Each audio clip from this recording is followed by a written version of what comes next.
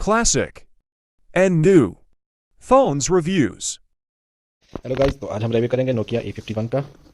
ये 3G phone है, old classic phone. इसमें ओपन करके देखते हैं। ये इसमें प्यारा सा फ़ोन आ गया नोकिया का, और इसमें ओपन करके देखते हैं। ये नोकिया का ओरिजिनल बैटरी, नोकिया का ओरिजिनल हैंड फ्री आ गया, और नोकिया चार्जर 3 पिन वाला। ये इसमें गाइड बुक आ गई। अभी हम इसको ऑन करके देखते हैं।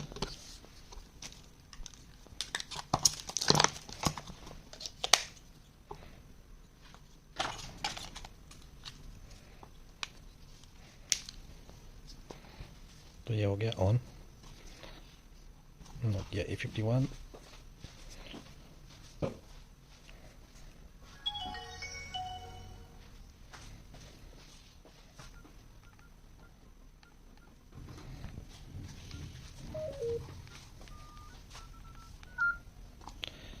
ट्वेंटी टू टू 2010 का मॉडल है।